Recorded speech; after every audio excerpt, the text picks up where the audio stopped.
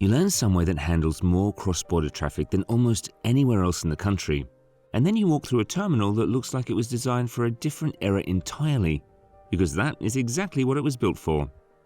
Miami International Airport has been the #1 gateway between the United States and Latin America for decades. In 2024, nearly 56 million people passed through its gates. That was a record, the third consecutive record year, in fact. The infrastructure those passengers walked through, a lot of it dates back 50, 60, even 70 years. One American city is now betting $9 billion, and very likely more, that the answer to that problem is worth every dollar.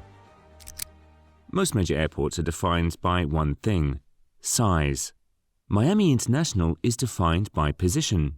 It is the busiest airport in the country for global freight and the second busiest for overseas passenger traffic. It offers more direct flights to Latin America and the Caribbean than any other airport in the United States. No other American airport comes close. When businesses in South America need to move goods north, a massive portion of that cargo moves through Miami first. Then there is the American Airlines factor. The carrier accounts for more than 60% of MIA's total passenger traffic and runs roughly 400 daily departures from the airport. For American, Miami serves as the full anchor of their overseas network.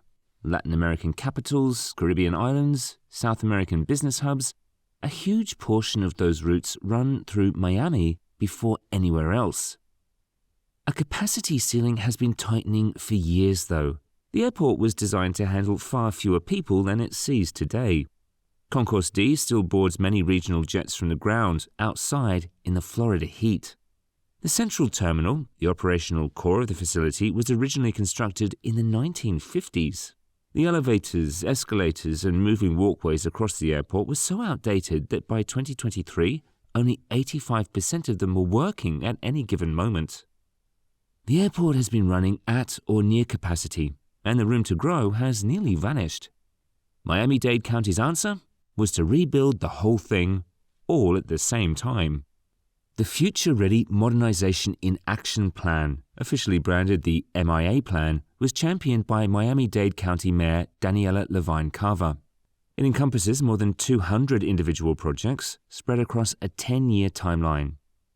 The headline number most people see attached to this is $9 billion. The airport's own materials now reflect a total program cost of $12 billion through 2043. Both figures get used depending on which slice of the plan is being discussed. The $9 billion covers the core capital and maintenance program, while the full projected spend reaches further as the timeline extends. The plan splits into two distinct buckets. The first is the Capital Improvement Program, which funds new construction, new concourses, new gates, and entirely new terminals. The second is a $1.7 billion maintenance effort covering more than 600 elevators, escalators, and moving walkways, 126 passenger boarding bridges, nearly 200 public restrooms, and significant electrical and roofing overhauls across the facility. The combined target is specific and binding: accommodate 77 million passengers and 4 million tons of cargo by the year 2040. The first major build-out in MIA's South Terminal is Concourse K, carrying a price tag of $600 million. It officially broke ground in the summer of 2025 and is scheduled for completion by spring 2029. The project adds 300,000 square feet of new terminal space and 6 new passenger gates, 3 of which are designed to convert between domestic and cross-border service. That flexibility matters for an airport whose Latin American routes shift seasonally and whose demand can fluctuate significantly depending on regional conditions. It also marks the first terminal expansion at MIA since 2007, nearly 2 decades without a single new gate added. The project is targeting LEED Silver and Envision Verified certifications, aligning it with the highest available standards for sustainable and resilient infrastructure. If Concourse K is about expanding outward, the central terminal redevelopment is about tearing out what is already there and starting over. The estimated cost sits at $745 million, with work divided across 2 phases, covering the terminal area between concourses E and F. By 2031, Phase 1 will have delivered a new centralized TSA screening area, a post-security corridor connecting the two concourses, and 2 new gates. The existing ceiling and roof structure will be elevated to bring natural light deep into the terminal. New escalators, new elevators, and a rebuilt vertical circulation system reshape the passenger flow from curb to gate. Phase 2, running through 2033 at an estimated $372 million, addresses the broader main terminal area. New ticketing zones, a modernized baggage conveyor system, and the structural upgrades needed to carry the airport's operation through the 2040s all land in this phase. Together, the 2 phases dismantle the original construction piece by piece and reconstruct it for a wholly different century. The most recently announced project in the entire program, and the most expensive single build, is the Gate D60 extension.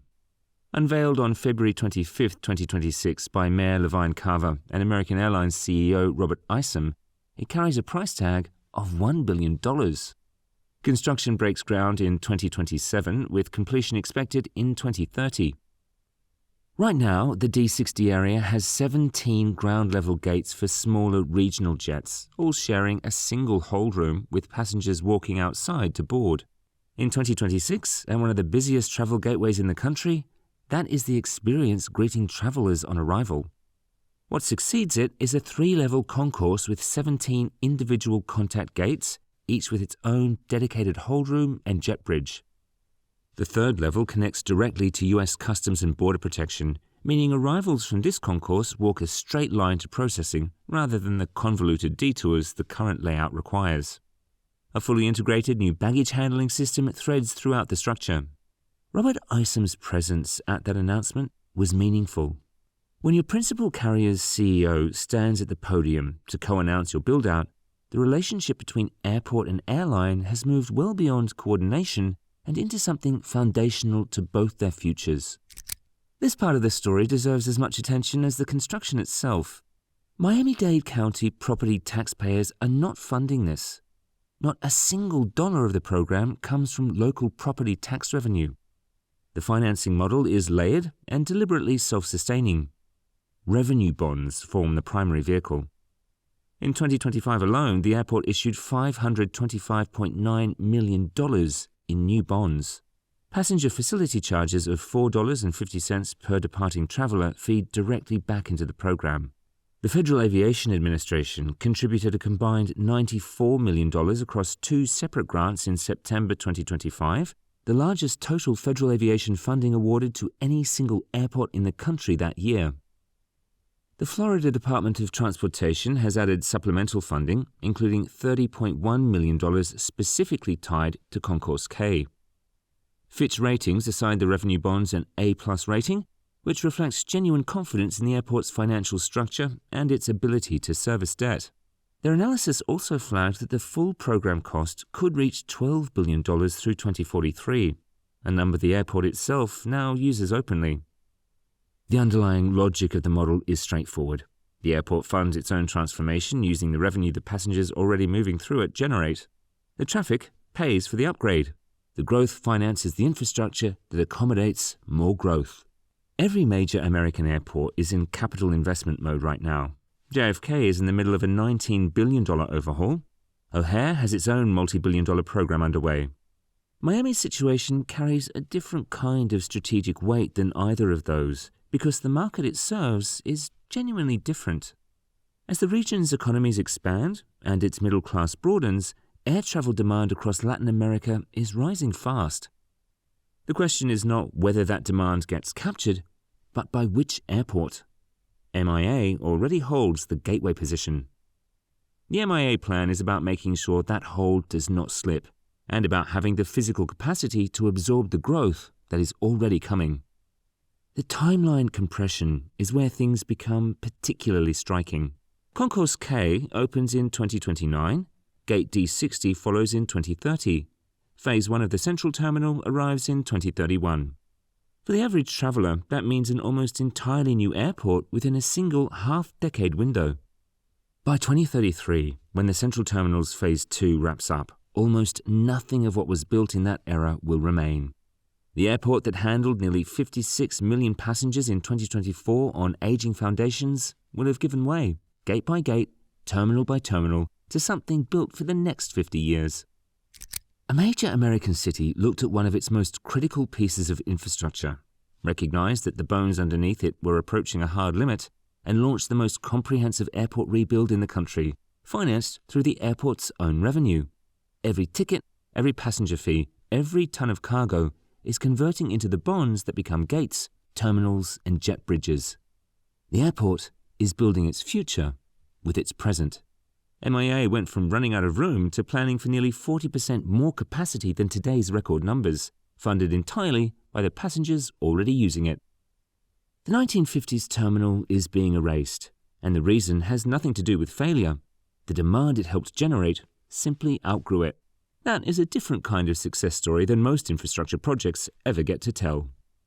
Which of the three flagship projects, Concourse K, the Gate D60 extension, or the Central Terminal redevelopment, do you think will have the biggest impact on MIA's future? Drop your answer in the comments below. Subscribe for more MegaBuild stories.